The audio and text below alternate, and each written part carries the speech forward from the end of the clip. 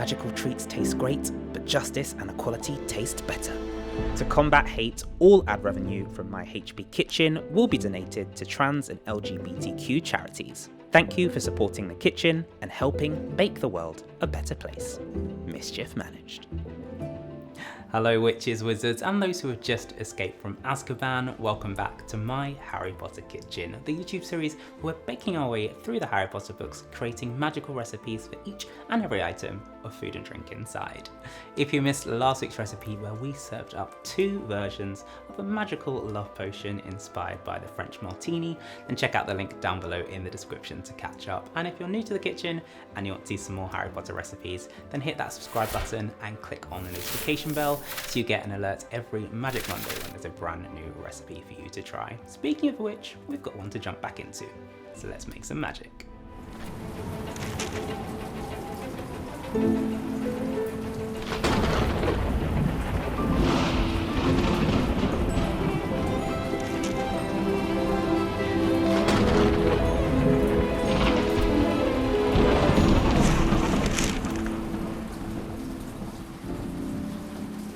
Our next recipe from the Prisoner of Azkaban can also be found in Chapter 5, the Dementor. Everyone has left the leaky cauldron and set off for King's Cross to go and catch the train to Hogwarts. Mrs. Weasley is ever prepared and has made everyone something for the trip, and that's where we see, "I've made you all sandwiches. Here you are, Ron. No, they're not corned beef." Come on now, Ron, they can't be that bad. Corned beef sandwiches are back, and we first tackled this right at the start of my Harry Potter Kitchen during the Philosopher's Stone, but it's year 3, so we're going to do something extra special. Even though this sentence says they're not corned beef sandwiches, I think the real magic is being able to hide the corned beef in a sandwich that is so good that even Ron will enjoy it. So that's what we're going to do today. I'm going to walk you through the process to make a wonderful homemade sourdough recipe, and we're going to add in our corned beef and layer that up with tons of fillings, which are going to make this a pretty darn impressive sandwich. So if you want to recreate this recipe, I would love to see any of those pictures and see how high you can stack your corned beef sandwich. Okay, first things first, we need to make our sourdough base and our bread, so this is what you need to do. For this sourdough bread recipe, you will need a sourdough starter, and that's a natural rising agent made with water and flour. If you don't have one, I do have a little trick on my blog which you can use to make yours with yeast. Prepare your sourdough starter by mixing it with some extra water and flour into a smooth paste. You then want to cover that with cling film and then leave that for around 8 hours so it can fully activate. You should notice it start to rise and bubble up over the course of the day. Around 2 hours before your starter is ready, you then want to combine the flour, salt and water into a bowl and then mix that into a rough, dry dough. Don't worry, it won't be fully incorporated. This is what we want. I'm then going to cover that with some cling film or a towel and leave that to rest, and you'll notice that all of the water starts to be absorbed by the flour. Once that's ready, you then want to mix the remaining water with the starter and combine that into your drier dough.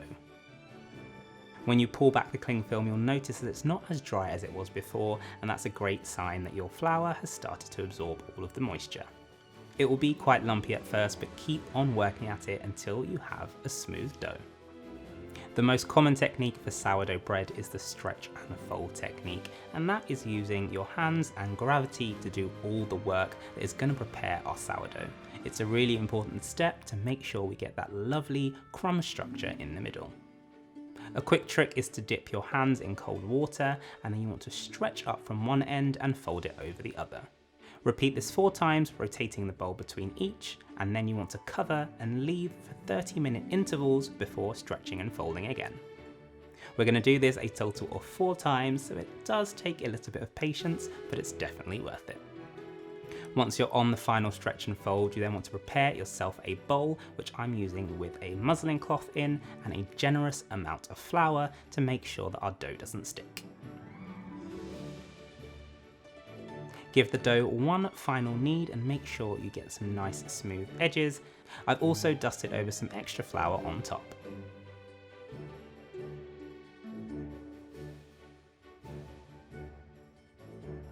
Add the dough into the floured bowl, add a little extra flour on top, and then cover with cling film.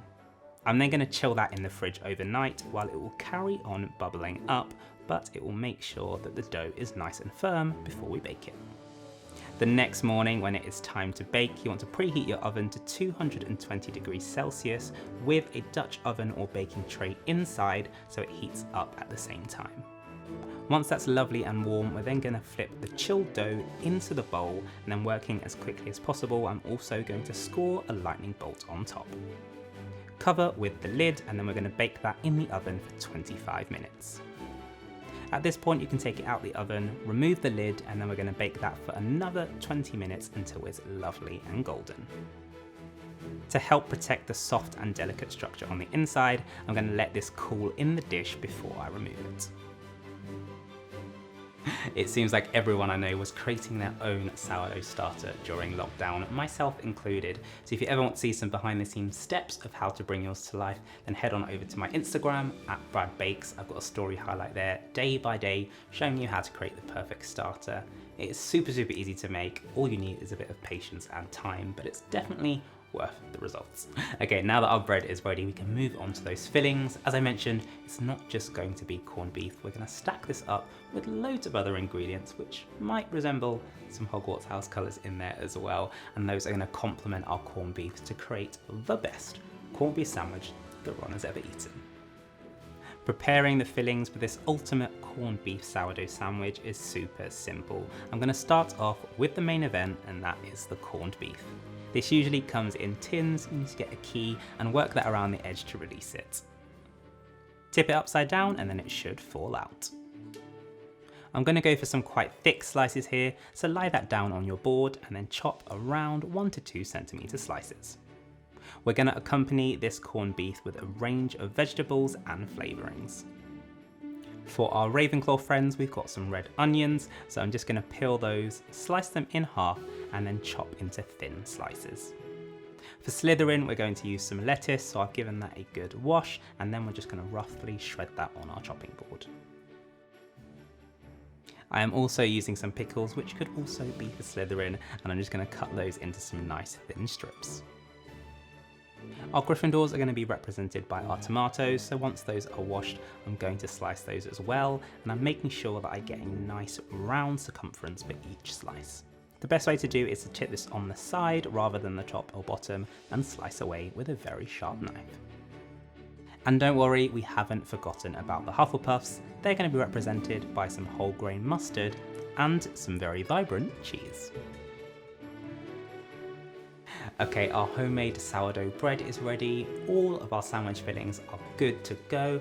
So the last thing we need to do is stack this sandwich. And as I mentioned, I love those thick cut kind of deli style sandwiches. So that's what we're going to go for today. And a quick tip, if it does get a little bit unsturdy, you can use some cocktail sticks or some barbecue skewers to make sure it stands upright. Of course, it's probably not going to be as unstable as the 100 layer sandwich challenge that we did back in the Chamber of Secrets. If you missed that, I'll leave a link down below in the comments as well. That was a good, fun challenge and pretty hilarious video as well. Okay, let's get this sandwich stacked and then tuck in. Once all your ingredients are ready, you can then slice your sourdough into some generous thick slices. I'm going to serve these as they are, so I'm just going to butter on top, but you can also toast them in a griddle pan if you prefer. Once you've got a nice layer of butter, I'm then going to add the corned beef on top. It should fit into place quite nicely, and then you can press it down to fill in any gaps. I'm also adding some of the red onions on top of the beef. My next layer of sourdough bread on top of that is going to have both mustard and butter on, so I'm spreading a nice generous layer and then sticking that on top. From there you can just stack on the rest of your ingredients however you prefer. So that's the cheese, tomatoes, lettuce and pickles. Finish with one final slice of your sourdough bread and then add in any skewers to help it stay in place. And with that, our ultimate corned beef sourdough sandwich is complete. A sandwich so good that even Ron couldn't say no. Slice through to reveal those beautiful fillings, and then tuck in.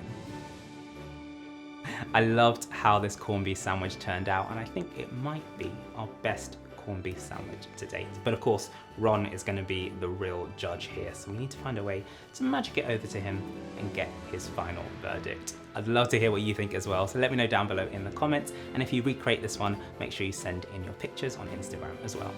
That's all for this week's recipe, but if you want to see more from my Harry Potter kitchen, then make sure you hit that subscribe button and click on the notification bell so you get an alert every Magic Monday when there's a brand new recipe. It's time to tuck in to the sandwich, so I'll see you next week.